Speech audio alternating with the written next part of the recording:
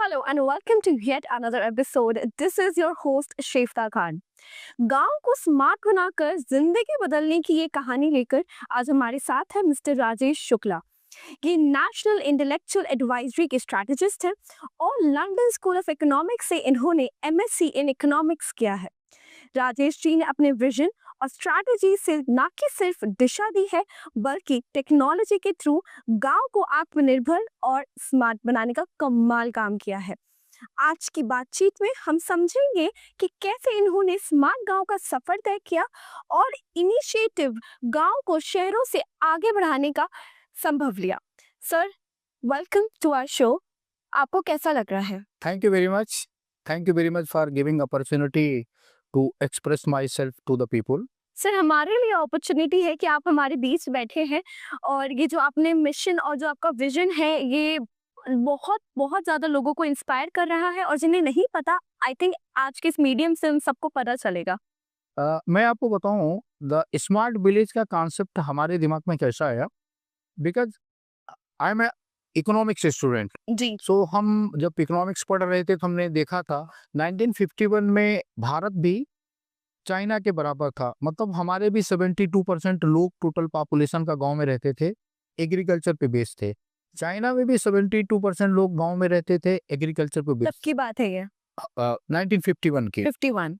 आज ये पोजीशन है, चाइना में सिर्फ 22% लोग बचे एग्रीकल्चर पे, हमारे अभी भी 68% लोग एग्रीकल्चर पे डिपेंड है। तो मतलब खेत बहुत छोटे हो गए, बट लोगों का डिपेंडेंसी, लोगों का रोजगार उसी पे डिपेंड रहा। बिल्कुल। इसका नुकसान क्या हुआ कि आज आप 80 करोड़ लोगों को फ्री का खाना खिला रहे हो। फ्री का खाना खिलाना बहुत अच्छा बात है, बट इससे इकोनॉमी नहीं बढ़ेगी, इससे लाइफ स्टाइल नहीं बढ़ेगा। फिर हमने इसको देखने के बाद ये डिसाइड किया कि जो भी इंटेलेक्चुअल्स हैं, जो भी टेक्नोक्रेट हैं, उनको एक प्लेटफॉर्म पे आना चाहिए। और ये प्लेटफॉर्म पे एक आके हमने अमेठी, उत्तर प्रदेश में एक तहसील है अमेठी जी, और एक सब डिस्ट्रिक्ट जानते है हैं। रायबरेली। वहां से ये हमारे दो फ्रेंड थे, योगेश और मिस्टर वाजपेयी ने इनिशिएटिव लेके वहां से शुरू किया। उसी समय हमने महाराष्ट्र और गुजरात में शुरू किया। हमारा पर्पस जब हम गांव में गए तो देखा गांव के विकास के लिए एमपी मेंबर ऑफ पार्लियामेंट, विधायक, member of legislative assembly, block प्रमुख, ग्राम सेवक, लेखपाल, बीडीओ, एसडीएम, डीएम, पूरा हिंदुस्तान का अमला लगा हुआ है। आपके टोटल बजट का ऑलमोस्ट 60% वहां जाता। मतलब आप जो 100 रुपए कमाते हो, 60 रुपए वहां जाता। बट ग्राउंड पे कुछ नहीं है। ग्राउंड पे ना होने का रीजन है गांव के लोगों को उनके अधिकार मालूम नहीं है, कुछ भी। गांव को लोगों को सफाई नहीं मालूम है। गांव के लोग 10,000 रुपए की नौकरी करने के लिए आपके पास सिक्योरिटी गार्ड के रूप में है। गांव के लोग 10,000 रुपए का ड्राइवर बनने के लिए आपके पास है। गांव के लोग बर्तन साफ करने के लिए आपके पास है। मेहनत करना बुरी बात नहीं है, बट मजबूरी में करना बहुत बुरी बात है। और आप उनको कोई ऑप्शंस नहीं दे रहे थे। हमने ये देखने के बाद एक टीम बनाई, टेक्नोलॉजी लिया, लोगों के पास गए। पहला 5 दिन हम सर्वे करते हैं। 5 दिन हमने सर्वे किया। रेकी कैसा? रेकी कहते हैं, यस। तो हमने रेकी किया। रेकी करने के बाद हमने ये पाया कि उनकी जो प्रॉब्लम्स हैं, पहली प्रॉब्लम है उनकी सफाई की। हाइजीन ना होने से वो बहुत फ्रिक्वेंटली बीमार पड़ते हैं, उनके बहुत सारे समय और पैसे इलाज में चले जाते हैं। दूसरा उनका प्रॉब्लम एजुकेशन का था, तो हमने डिजिटल डिसाइड किया कि हम उनको डिजिटली एजुकेट करेंगे। तीसरा हमने उनको मेडिकल अवेयरनेस में उनको छोटी छोटी चीजों के लिए शहर भागना पड़ता था। हमने छोटे टेक्नोलॉजी लिए और उन टेक्नोलॉजियों से हमने उनको ये दिखाया कि by I scanner I can find out your disease, by your voice, by your other technologies में हमने छोटे छोटे क्लिनिक्स बनाए, उनको ट्रेंड किए। उसी समय माननीय प्रधानमंत्री ने ड्रोन का एक बहुत ही एम्बिशियस प्लान दिया, तो हमने गांव के किसानों को ड्रोन सिखाना शुरू कर दिया। एफपीओ बना के उनको ड्रोन देना शुरू ये किया। आपने पहले साल में ही करना शुरू कर दिया था? हमारे लिए गांव एक यूनिट होता है, तो हमारी जो यूनिट है वो पहले साल में 60% कंप्लीट हो जाती है। तो आप मेरे पास 400 गांव होंगे या एक गांव का, हर गांव की टीम अलग होगी।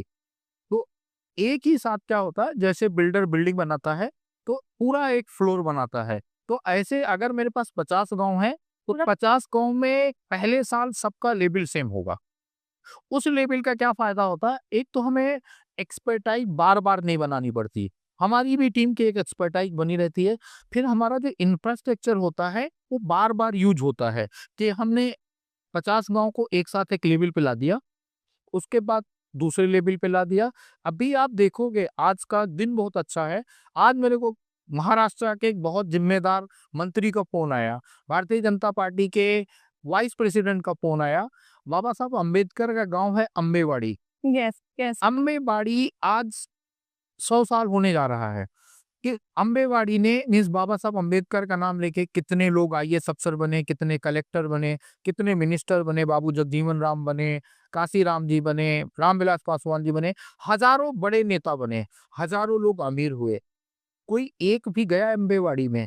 अम्बेवाड़ी में अभी भी नाली यहाँ बनी नहीं है। कोई नहीं गया होगा। फिर आप कब ईमानदार बनोगे? और आप ईमानदार नहीं बनोगे तो आपका भाई आपके साथ ईमानदार नहीं रहेगा, आपकी बहन आपके साथ ईमानदार नहीं रहेगी, आपका बच्चा ईमानदार नहीं रहेगा, आपका पड़ोसी ईमानदार नहीं रहेगा। उसका रिजल्ट क्या निकलता? भारत जैसे देश में 80% केसेस कोर्ट में फैमिली डिस्प्यूट के रूप में पेंडिंग है। इसका शुरुआत कहाँ से होता है? इसका शुरुआत होता है रिसोर्सेस का ऑप्टिमम यूटिलाइजेशन नहीं है। यस आपका वैल्यू अनलॉक नहीं हो रहा, तो आपकी जो ऊर्जा भरी हुई है वो बजाय पॉजिटिव जगह काम आने के नेगेटिव जगह काम आ रही है। तो अभी हमने एम्बेवेडी को सेलेक्ट किया है। नेक्स्ट आज की बात है ये, जब आगे बात आज आपने सिलेक्ट भी कर हाँ, कॉल आते ही। क्योंकि वो गांव हम पहले भी एक बार देख के आए थे, बट हम सोच रहे थे कि 2015 में माननीय अमर साबले जी ने उस गांव को गोद लिया था, बहुत बड़ा नेशनल चर्चा का विषय बना था। फिर हम अमर साबले जी से पूछ रहे थे कि आप तो इतने बड़े दलित नेता हो, आपने खुद अमर साबले जी ने खुद अपनी जिंदगी 100 रुपए से शुरू की है, 100 रुपए से शुरू की है, तो आप तो इंडियन यूथ के सामने बहुत बड़ा आइडल बनना चाहिए। फिर अम्बेवाड़ी क्यों नहीं डेवलप हुआ? But he failed again. नहीं, he not failed. He it keep doing the initiative, but उनके पास पैसे नहीं है लगाने को। वो इतनी बड़ी आवाज नहीं है कि लोग उनके कहने से पैसे दें। और हम बार बार कहते हैं अगर आप एम्बेवाड़ी को डेवलप किया, एम्बेवाड़ी लाइब्रेरी पूरे हिंदुस्तान में 10,000 करोड़ रुपए कमा के देगी, एम्बेवाड़ी का लिटरेचर आपको 50,000 करोड़ कमा के देगा।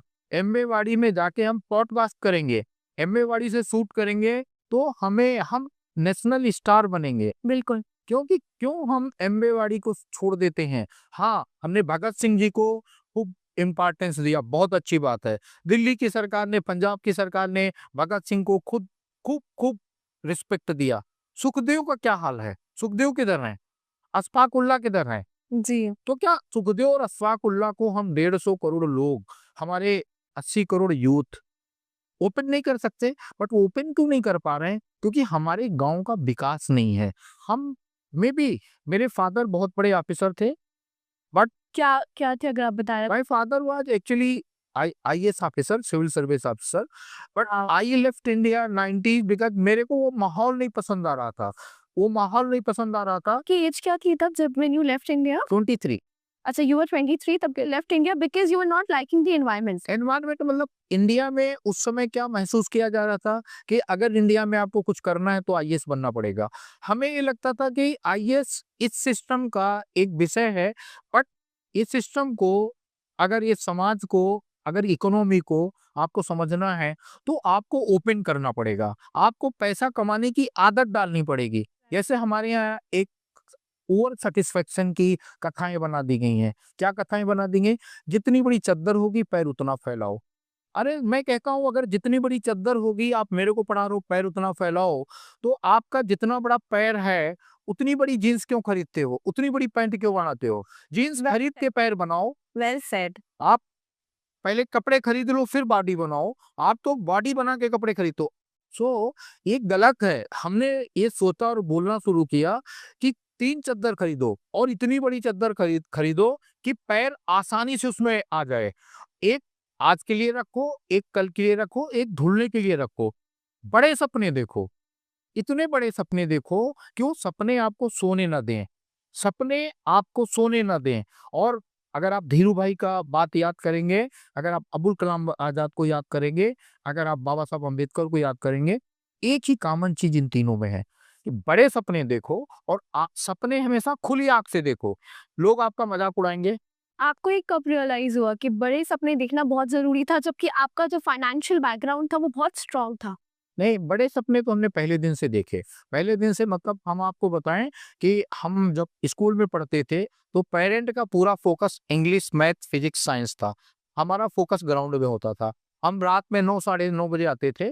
बट जब मेरे को लगा कि स्पोर्ट्स पूरे नहीं करने देंगे तो मैंने डिसाइड किया कि मैं इकोनॉमिक्स पढ़ूंगा, क्योंकि मैं बार बार देखता था बाबा साहब अम्बेडकर का कहना था, डॉक्टर राजेंद्र प्रसाद का कहना था, सारे लोगों का ग्लोबली बिस्मार्क का कहना था, जी। रूजवेल्ट का कहना था, चर्चिल का कहना था, आपको जिंदगी में करो कुछ भी लेकिन आपको मैथ आनी चाहिए, आपको इकोनॉमिक्स आनी चाहिए, आपको पॉलिटिकल साइंस आना चाहिए, आपको लॉ आना चाहिए। जरूरी नहीं कि आप डिग्री लो लेकिन आना चाहिए आपको। अगर आप ध्यान से देखेंगे अल बर्नी आया।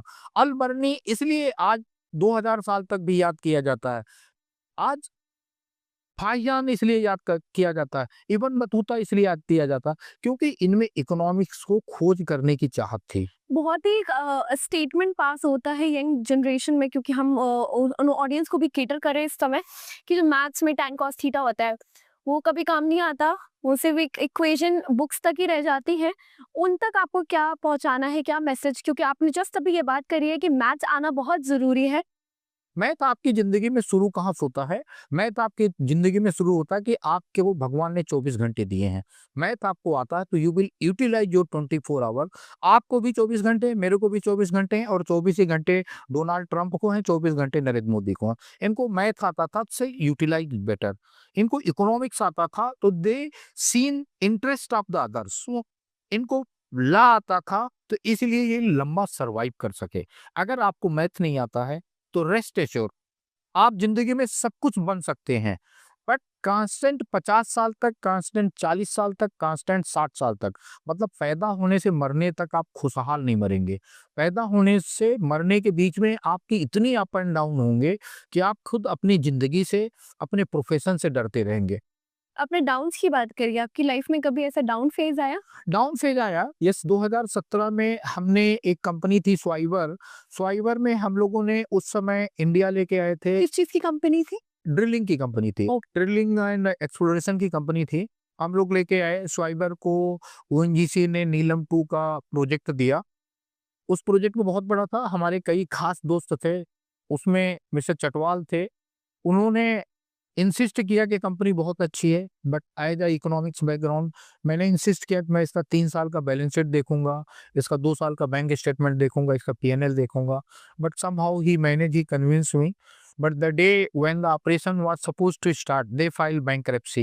They filed bankruptcy in Singapore and we was on zero because we was the They filed bankruptcy against? against their company. They was listed company. Oh. So listed company ने बैंकरप्सी किया तो उनका कहने का मतलब था कि अब ना उनके पास कुछ है ना आपको देने के लिए कुछ है। सो वो दिन हम लोग की जिंदगी का सबसे लो दिन था। बट उसी समय, जब लो दिन था उसी समय हम स्मार्ट विलेज शुरू कर रहे थे। अच्छा, तब की बात है। तब लंदन स्कूल ऑफ इकोनॉमिक्स की कब की बात है ये? लंदन नहीं, London school of economics I finish 93 only. 93 finish करके हमने जॉब किया। जॉब करने के बाद इंडिया हम 2004 आए। 2004 से इंडिया में एंटरप्रेन्योरशिप शुरू किया। सो पहला एंटरप्रेन्योरशिप था, I was the chief strategist and financial planner for the Reliance Anil Dhirubhai Ambani. तो हमने उनके लिए 6,800 करोड़ रुपए रेज किए। सुधीर होसांग के साथ मिलकर दिल्ली आगरा, दिल्ली आगरा रोड पूरा हमारा किया है। एरो सिटी आईजीएम को इंडिया लाना हमारा किया है। और अगर आप देखोगे तो दिल्ली मींस मुंबई पुणे हाईवे का एक्सपेंशन प्लानिंग हमने बनाई थी आईआरबी के साथ में। उसके बाद आप देखोगे बिल केयर को हमने सिखाया कि हमने और राकेश झुंझुनवाला ने सिखाया कि कैसे अपॉर्चुनिटी से पैसा कमाया जा सकता। उसके बाद हमने सिद्धिविनायक मतलब इंडिया का पहला अष्टविनायक मूवी कंपनी बनाया, जहां पे हमने लाइब्रेरी बनाई है, टैलेंट की लाइब्रेरी बनाई। लोग लाइब्रेरी किताब की बनाते हैं, लोग बैंक के अकाउंट की लाइब्रेरी बनाते हैं, हमने टैलेंट की लाइब्रेरी बनाई। हमने इंडिया के top 20 director, top 20 hero heroine, top 20 writers, इनको साइन किया एडवांस में काम करना। कुछ नेम्स आप बता सकते हैं आपने किन के साथ काम किया? सब थे, अजय देवगन थे, नीरज पांडे थे, अनुभव सिन्हा थे, हबीब थे, सब लोग थे। मतलब इंडस्ट्री में ऐसा कोई नहीं है इसके साथ आपने काम नहीं किया है। इवन दैट रतन टाटा के सामने ताज होटल में शाहरुख खान ने 30 मिनट का इंटरव्यू किया हुआ है। आप 30 मिनट का इंटरव्यू किया हुआ आपके साथ? मेरे साथ। वाओ! हमने अनुभव सिन्हा के साथ में जिद बनाई हुई है। जिद में अगर आप देखेंगे 1.5 करोड़ रुपए की मूवी लगा के उसका सांग सांग से हमने 8 करोड़ रुपए का इनकम किया हुआ। जिद में दैट विवेक अग्निहोत्री की पहली मूवी होती थी। हीरो भी पहला था, हीरोइन भी पहली थी और डायरेक्टर भी पहला था। हमें मोटिवेशन चाहिए होती है तो हम जिद मूवी देखते हैं, हमें कुछ वैसे डेली लाइफ में हमें म्यूजिक सुनना होता है तो हम जिद की म्यूजिक सुनते हैं। 7 साल जिद की म्यूजिक नंबर 1 करके इंडिया में बिकी है। वाओ! और ऐसा इनिशिएटिव आप देखेंगे तो आप स्पिन हमने हरभजन के साथ बनाया। आप स्पिन में हमने बताया, हरभजन ने बताया कि आप स्पिन भी सिर्फ आप स्पिन भी आपका एक करियर हो सकता है और एक आपको करोड़पति बना सकता है। वाओ! आम के बीज को जब हमने हमारा दोस्त उस समय आईसीआईसीआई बैंक में he was vice president Shiva Tandikonda, Shiva मेरे को लेके आया था कि आम के बीज से बहुत ज्यादा पोल्यूशन होता है। मैंगो सीड मीन्स बी से टेक्निकली मैंगो कर्नल, उससे हमने प्लास्टिक बनाया। Ratan Tata given me money, Ratan Tata was the first buyer for the Taj hotel और उस कंपनी ने हमें 4 इंटरनेशनल अवार्ड और भारत का नेशनल अवार्ड दिया। So I am amazed, I am truly amazed.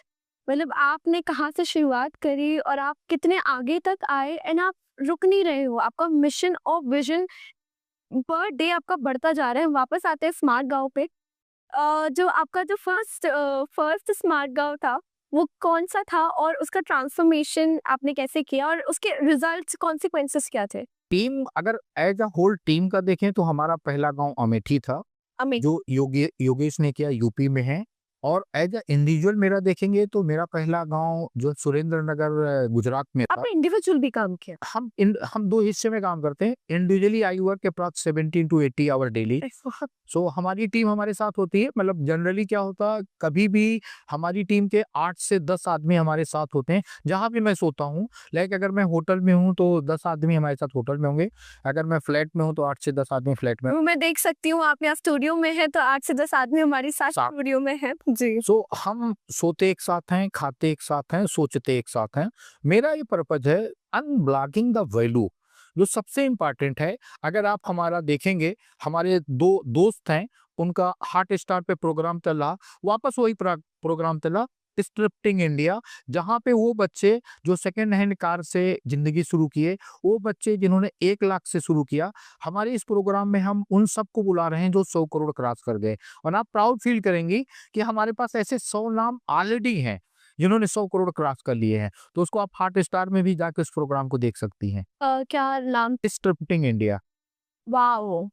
तो आप जाके वहां देख सकती हैं कैसे 1-1 2-2 लाख का आदमी कैसे 100 करोड़ का बनता है और बिना किसी स्टूडियो में आए, you were the change maker. बिना किसी स्टूडियो में आए, बिना कोई प्रेस कॉन्फ्रेंस के 100 करोड़ रुपए। ऐसे गांव को हमने लिया। गांव में हमारा कल भी हम लोग अलीगढ़ गए थे, बुंदेलखंड गए थे। बुंदेलखंड झांसी कॉलोनी। हाँ, वहाँ हम नवाब से और बाकी लोगों से मिल के आए। वहाँ 7-8 गांव हम गोद लेने का सोच रहे हैं। हमारा एक ही पर्पज होता, unblock the value of the village. हमारा मानना है टैलेंट को, रिसोर्स को ऑप्टिमम अपॉर्चुनिटी मिलनी चाहिए। और हम क्या करते हैं, गांव को एक मार्केट प्लेस बना देते हैं। हर गांव को एक स्किल सिखाते हैं। स्किल्स जैसे आप लिस्ट दे सकते हैं? जैसे किसी गांव में गुड़ की चाय बनाते हैं, तो वहां पे उस चीज की अपॉर्चुनिटी आप देखते होगे, उस हिसाब से आप। हर गांव में गुड़ हो सकता है, हाँ, नहीं हो सकता बाजार से खरीद लेते हैं। आपके गांव का स्टोरी लिखते हैं या आपके गांव में कितने लोग हैं, उनमें क्या स्पेशलाइजेशन है, कोई अच्छा गा सकता, कोई अच्छा नाच सकता, कोई अच्छा बोल सकता। फिर आपके साथ क्लब करते हैं। क्लब करने के बाद आपके गांव का जो प्रोडक्ट होता है, किसी गांव का चावल होता है, किसी का गेहूं होता है, किसी का आटा होता है, किसी का आलू होता है, वो लेते हैं, आपका एक्सपीरियंस लेते हैं, उसका एक आर्काइव बनाते हैं। आर्काइव बनाने के लिए एक डिजिटल टीम, जैसे आप जैसे लोग जो मीडिया में काम कर रहे हैं उनको साथ में लेते हैं, एक टीम बना देते हैं और वहां पे प्रॉफिट डिस्ट्रीब्यूशन कर देते हैं कि 10% आपका रहा, 30% उनका रहा, 20% उनका रहा। आपका कितना परसेंट होता है? नहीं, मेरा इंडिविजुअल कोई परसेंट नहीं होता। हमारा जो फाउंडेशन है, जिसको प्रिंस त्यागी जी, संदीप माहेश्वरी जी, मधु त्यागी जी और सोनाली उगले ये लोग चलाते हैं। इनको 50% जाता है। उन 50% से ये लोग रिसर्च करते हैं, उस 50% से ये लोग आगे का इंफ्रास्ट्रक्चर डेवलप करते हैं। But as a individual Rajesh Shukla को चवन्नी नहीं आता, ना चवन्नी मेरे को जरूरत है, because I don't have a bank account. तो मेरे को बैंक में 1 रुपया रखने की जरूरत नहीं है, and my family don't need a single rupees from me. जैसे मेरे पिताजी जाते समय मेरे को 1 रुपया नहीं देके गए थे। He donated everything of his life. He donated to the Swaminarayan, he donated to ISKCON, he donated to Gayatri. He have not given 1 rupees and I will not give 1 rupees to any of my successor. मैंने उनको बहुत अच्छा study दिया है, बहुत अच्छा education दिया, and they are more happy than me. Hmm. जो लाइफ में जो सब आपकी फैमिली में कौन कौन है? फैमिली एक्चुअली में it's a small family, right now it's a small family and they are working means in their positions. Perfect sir. जो स्मार्ट गांव मॉडल है वो पूरा टेक्नोलॉजी बेस्ड है। इसको रिमोट एरिया तक पहुंचाने का जो एक चैलेंज था वो आपने कैसे पूरा तो चैलेंज ही नहीं था ही नहीं, बिल्कुल अपॉर्चुनिटी थी। जैसे आप इज एन अपॉर्चुनिस्ट। जैसे आप दिल्ली में हो तो आपका हर समय दिल्ली से बाहर चिल करने की इच्छा होती है, तो चिल कहाँ करने जाते हैं? कोई रिसोर्ट में। हाँ, हमारे लिए जो गांव हो रिसोर्ट है। तो आप चिल करने गांव गांव जाते हैं, गांव गए, वहां पे 5,000 रुपए खर्च किया। दिल्ली के 5 लाख के बराबर वहाँ 5,000 है। सारे गांव के लोगों को इकट्ठा किया, खाना बनाने को दिया, उसके बाद उनके साथ उनकी म्यूजिक शेयर किया, पिकनिक हो गई। बस that's all how we start. And then 5 दिन में हम वहाँ की लोकल टीम बना देते हैं, वहाँ छोटा एक सर्वर बना देते हैं, ड्रोन लगा देते हैं, कैमरा लगा देते हैं। सो हम और वो एक साथ कनेक्ट हो गए, एंड देन फिर हम उनकी समस्याएं सुनते हैं। समस्याएं सुनने के बाद उनके वीडियो से, उनके विधायक से, उनके एमपी से बात करते हैं, और उसके बाद में उस प्रॉब्लम्स का हम इकोनॉमिक एंगल में लेते हैं कि कैसे इसको सेल्फ सस्टेनेबल मॉडल बनाया जाए। फिर हमारी टीम हर महीने 3 दिन के लिए जाती है, और 1 साल में वहाँ की जो लोकल टीम हो एकदम तैयार हो जाती है। लोकल टीम से कम 10 आदमी हम ले लेते हैं, और उनको लेने के बाद में हम उनको आप अपनी टीम में इन्वॉल्व कर लेते हैं और वो दूसरे गांव में डेवलपमेंट के काम में जाते हैं। Beautiful. What a chain you have created. तो वो लोग आके उस गांव की सक्सेस स्टोरी इस गांव को बताते हैं, और इस गांव की स्टोरी इस गांव को बताते हैं। तो इससे हम कई गांव में बैंड हमने क्रिएट कर दिया है। तो शादी ब्याह होते, फंक्शन होते, वो बैंड बजाने जाते हैं। कई गांव में हमने मैथ के टीचर क्रिएट कर दिए हैं। कई गांव में हमने सोशल मीडिया इन्फ्लुएंसर्स क्रिएट कर दिए हैं। कई गांव में हमने कंपाउंडर क्रिएट कर दिए हैं। कई गांव में हमने नर्सेस क्रिएट कर दी हैं। कई गांव में हमने सप्लाई चेन बना दिया है। कई लोगों को इकट्ठा करके हमने वहाँ वेयर हाउसिंग कर दी है। सो ये एक दूसरे को सपोर्ट करते हुए, ये जो चेन है वो चेन एक दूसरे को बनाते हुए, जैसे रेलवे में होता है, स्टेशंस बने हुए, ट्रेन आती रहती है, Yes. स्टेशन पे समोसा बेचने वाला, चाय बेचने वाला सब बैठा हुआ है, ट्रेन आती रहती। इसी तरीके से हमने सिस्टम बना दिया है। गांव आता है, गांव ऑटोमेटिक डेवलप होता है, और आज 200 से ज्यादा गांव हमें बहुत सारे ऑनरेबल मेंबर ऑफ पार्लियामेंट ने दिए हैं। कई सारे गांव चीफ मिनिस्टर्स ने दिए हैं। जी। कई सारे गांव कारपोरेट्स ने दिए हैं। अभी तो ये है कि सामने से रिलायंस का भी बहुत सपोर्ट है। रिलायंस ने भी आगे आकर के हमें बोला है कि वो टेक्नोलॉजी सपोर्ट देंगे, और free of cost Reliance technology support दे रहा। Okay. और बहुत सारे मेंबर ऑफ पार्लियामेंट है वो अपने पैसे से पैसे दे रहे हैं। बहुत सारे लोग जो कारपोरेट्स हैं, यहाँ से आपको फंड्स मिलते हैं। हाँ अभी पैसे मतलब सामने से बहुत सारे पैसों का ऑफर आते हैं। स्टार्टिंग में आपको फंड्स कहाँ से मिले? स्टार्टिंग में हम लोगों ने 4 लोगों ने गांधी जी किया। उन्हें को ज्यादा जरूरत नहीं था, एक गांव को स्टार्ट करने के लिए सिर्फ 50 लाख की जरूरत है। उससे 50 लाख भी बहुत बड़ा। हम लोग अमीर लोग हैं, आप लोग अमीर लोग हैं। हम लोगों ने पहला चीज सोचा था, जो अपना पैसा है, जो अपना नॉलेज है, वो यूज करेंगे टू अपलिफ्टमेंट। आप लाइफ में सिर्फ एक चीज सोचिए कि आपको ये हासिल करना है। जैसे आपने लाइफ में सोचा आपको आईफोन लेना है, जिद्दी बन जाओ, जिद्दी बन जाओ, जिद करो, जिद करो बड़ा बनने की, जिद करो चेंज लाने की, जिद करो अलग दिखने की। 100% आपकी जिद पूरी होगी। and you see the change happening. You will change, see the change happening. Beautiful. Sir ये तो बात हो गई आपके पॉजिटिव रिस्पॉन्स की कि सबको अच्छा लगा, सब आपको भी अच्छा लग रहा है, आप भी चेन बना रहे हैं, नेटवर्क बना रहे हैं। बट हर चीज अच्छी अच्छी नहीं होती, हर चीज पॉजिटिव नहीं होती, कभी हमें बैकलैशेस भी मिलते हैं। आप पे कभी किसी ने आके ऐसे बोला कि हम नहीं मानते आपकी टेक्नोलॉजी में, हम जैसे जी रहे हैं हम वैसे ही खुश हैं? आपको कभी ऐसा बैकलैश फेस करने को मिला? 8,000 गांव के एप्लीकेशन अभी पेंडिंग हैं। अरे 8,000 गांव के एप्लीकेशन अभी पेंडिंग हैं। आपको हम फेब में कोई गांव चलेंगे, आपको लेके चलेंगे। आप देखना गांव में स्वागत कैसा होता है। सारे गांव के लोग मोस्टली नए कपड़े पहन के एक जगह इकट्ठे रहते हैं, खाना बना के रखते हैं। हम लोग उनको जाते हैं, छोटे छोटे गिफ्ट देते हैं, वो हमारे गले लगते हैं। हर गांव का हर दूसरा आदमी जिद करता है कि सर मेरे घर का दाल बहुत अच्छा बना है, सर आलू भुजिया हमारे घर की बहुत अच्छी बनी है, सर हमारे घर का चावल बहुत अच्छा बना है। The festival for them. Festival for them. And जब हम उनके साथ काम करना शुरू करते हैं, कैन यू बिलीव, उनको मालूम नहीं है कि 3 महीने की ट्रेनिंग करने से उनको 3 लाख रुपए साल की जॉब मिलती है। उनको मालूम नहीं है कि उनके आवाज में खनक है, वो उनको एंकर बना सकता है, वो उनको बहुत अच्छा राइटर बना सकता है। बट उनकी प्रॉब्लम क्या है, जब वो गांव में गाना गाते हैं तो लोग टोक देते हैं, अपॉर्चुनिटी ही है उनके पास होना, सिंपल। तुम रफ़ी नहीं हो, तुम लता मंगेशकर नहीं हो।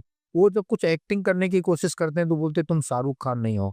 दूसरा, आपका जो सबसे बड़ा चैलेंज है समाज का, कि आप अपॉर्चुनिटी देना नहीं चाहते हो, आप जिद करना नहीं चाहते हो। आप एक फॉर्मेट में बिजी हो गए, तो आपने कार का ईएमआई में बिजी हो गए, हाँ। आप हाउसिंग लोन की ईएमआई में बिजी हो गए, आप यूरोप के टूर में बिजी हो गए। जैसा आपको याद होगा, प्रधानमंत्री ने 4-5 साल पहले बोला था, साल में 1 महीना घर से बाहर निकलिए और बैग में 2 जोड़ी कपड़े लेके ट्रैवल करिए। Meet to the people, go to the village. आप वेनिस जाके, फ्रांस जाके, इटली जाके ज़रूर कुछ नया सीखते हैं। बट बिलीव करिए, हमारे साथ अगर आप बुंदेलखंड चलेंगे, हमारे साथ अमेठी चलेंगे, हमारे साथ एम्बे वाड़ी, सर मैं बुंदेलखंड की हूँ बाय द वे। आप बुंदेलखंड के हैं, तो बुंदेलखंड में अभी हम लोग 4 विलेज लिए आपके साथ डिटेल शेयर करूँगा। क्या विलेजेस है वो? एक नैसा है, दूसरा शिकार गाँव है। अच्छा, तो नहीं सुना मैं। हम आपको डिटेल देंगे। तो हमारा क्या कहने का पर्पज़ होता है, जब आप कुछ करने जाते हो तो कोई चैलेंज नहीं आता। चैलेंज आता है जब आप कुछ नहीं करते हो। अगर मेरे इरादे नेक हैं, अगर मैं रियल में आपका कुछ वैल्यू एडिशन करूँगा, तो आप कभी मेरा विरोध नहीं करोगे। अगर मैं आपका वैल्यू एडिशन नहीं करूँगा, तो कितना भी अच्छा प्रेज़ेंटेशन दूँ, कितना भी अच्छे कपड़े पहन के आऊँ, कोई फर्क नहीं पड़ता। कितनी मीठी आवाज़ में बात करूँ, ये रिश्ता लंबा नहीं चलेगा बिल्कुल। और आप ना बहुत लंबे तक रिस्पेक्ट करोगे। आज मैं बार-बार कहता हूँ, अगर हमने बिल केयर में वैल्यू एडिशन किया था, हमने 3 तेली को जो तेल बेचते थे, उनको 2500 करोड़ का राज आयल बनाया, इसलिए वो मेरी इज़्ज़त करते।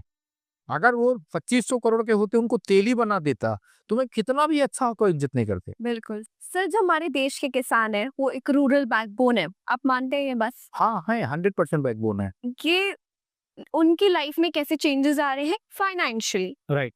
कैसे आ रहे हैं? फाइनेंशियली चेंज, एक तो उनके प्रोडक्ट का सही बाजार भाव मिलना शुरू हुआ, हमने मार्केट प्लेस बनाना शुरू किया। दूसरा, हमने शहरों से और गाँव के बीच में एक रिश्ता बनाना शुरू किया स्मार्ट विलेज में, कि शहर के लोग कम से कम साल में 2 बार गाँव में जाके पिकनिक करेंगे और गाँव के लोग शहर में आके उस सोसाइटी में जाके अपना प्रोडक्ट बेचेंगे। स्पेशली अगर आप बॉम्बे आएँगे, तो कम से कम मैं आपको 100 सोसाइटी दिखाऊँगा, जहाँ हमने ऐसे टाई अप किए हैं कि गाँव के लोग आके अपना प्रोडक्ट बेच रहे हैं। अहमदाबाद आएँगे, तो आपको ऐसे सोसाइटी दिखाएँगे जहाँ गाँव के लोग अपने प्रोडक्ट बेच रहे हैं और शहर के लोग अपना गाँव में जाके 3-4 दिन का पिकनिक करते हैं। हम उनको गाँव में टेंट देते हैं, उनको गाँव में खाने की, गाने की सुविधा देते हैं और वो लोग अपना वहाँ से पॉडकास्ट चलाते हैं, वहाँ से अपना क्रिएटिविटी करते हैं और वो लोग भी उनके प्रोडक्ट को प्रमोट। नंबर्स की बात करते हैं।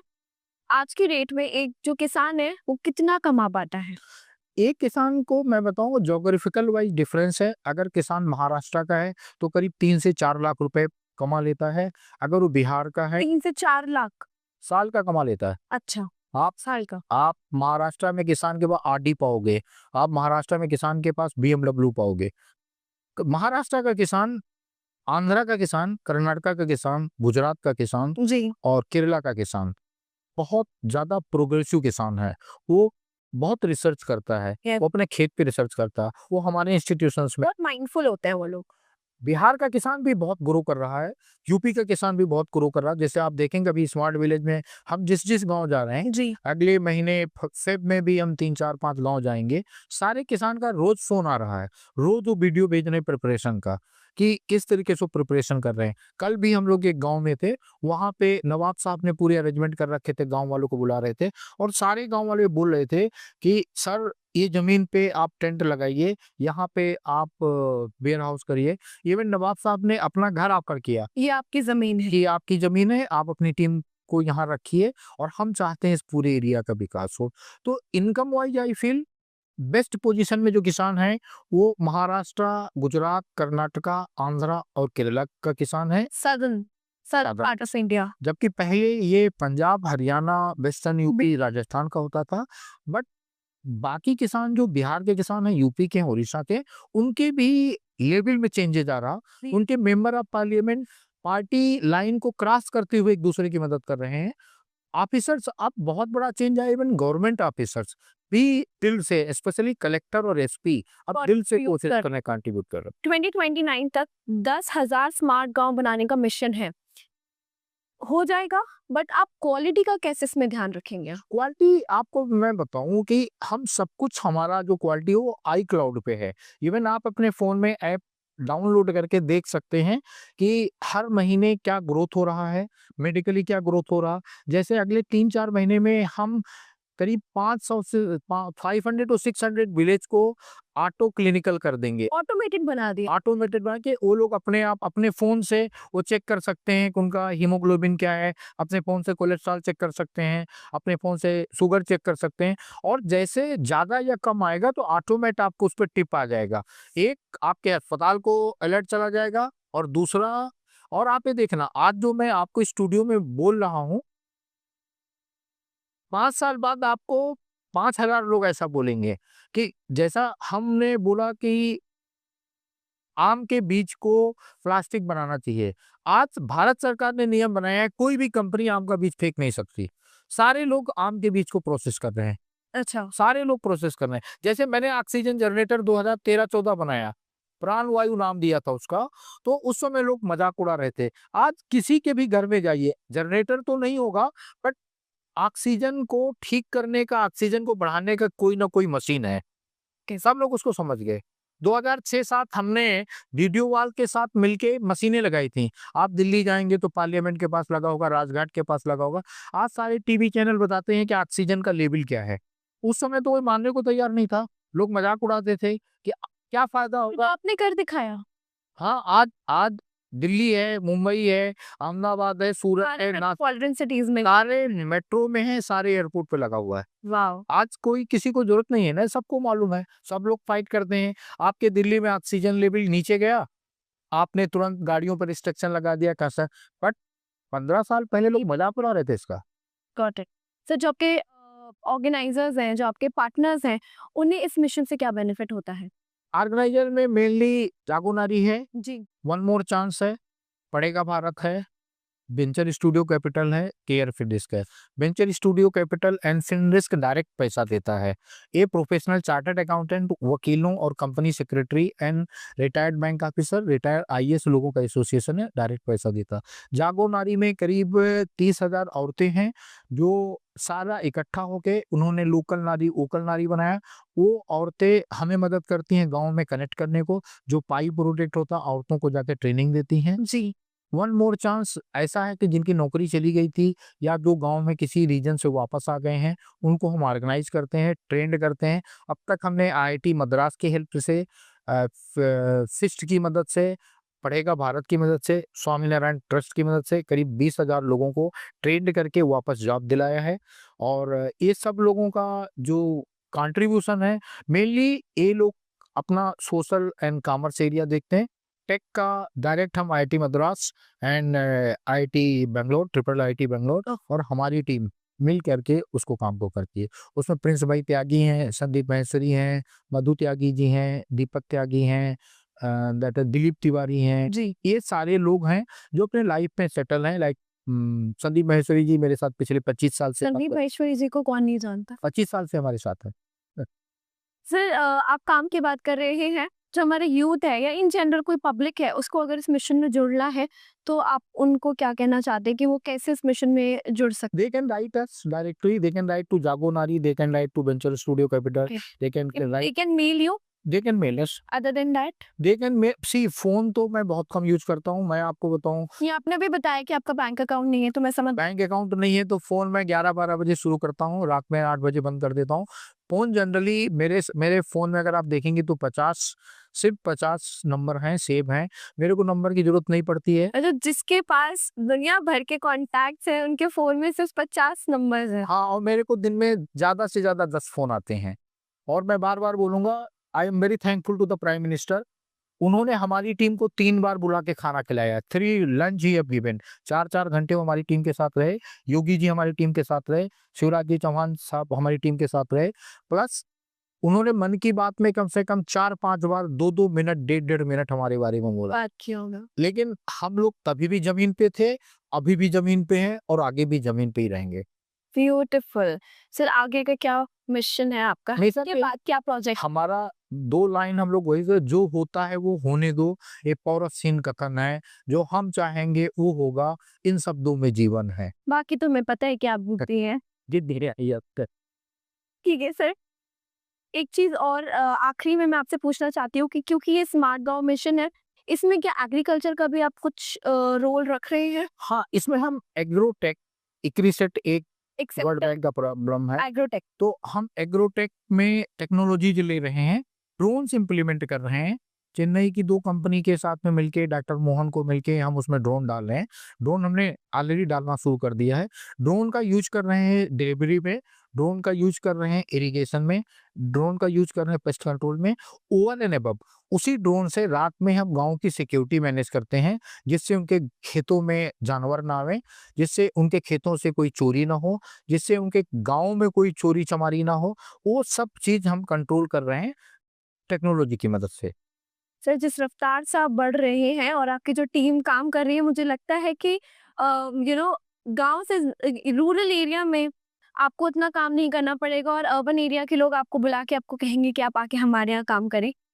अर्बन में मैं आपको बताऊं, बहुत सारे ऑर्गेनाइजेशन ऑलरेडी काम कर रहे हैं। ऐसा नहीं कि हम सिर्फ रूरल में ही काम कर रहे हैं, हम स्लम्स में काम कर रहे हैं, अर्बन में स्लम्स में भी काम कर रहे हैं। लाइक जैसा हमने बोला, तो आपने देखा कि आपको अब घर बैठे पता चलता ऑक्सीजन लेवल क्या है। अच्छा, आपको हाँ, that is one project। कि सुबह आपको वॉक करना है कि नहीं करना है। जी। इसी तरीके से हम पानी पे काम कर रहे हैं, वाटर डिस्ट्रीब्यूशन पे, वाटर मेंटेनेंस पे काम कर रहे हैं, रिलायंस जियो के साथ में मिलके। ये आपका नेक्स्ट प्रोजेक्ट समझ सकते हाँ, मतलब हम कर रहे हैं, ऑलरेडी 3-4 प्रोजेक्ट पाइपलाइन पे है, जिसमें हम लोग एक्सपेरिमेंट कर रहे हैं। आई थिंक बहुत जल्दी हम लोग एक प्रोग्राम के साथ आ रहे हैं कि जहाँ पे हम अनब्लॉगिंग द स्टार्टअप, कि स्टार्टअप फेल क्यों हो रहे हैं और स्टार्टअप में लोग पैसे क्यों नहीं डाल रहे हैं, जी। और स्टार्टअप के बीच में और इन्वेस्टर के बीच में इतना ज्यादा गैप क्यों आ रहा है।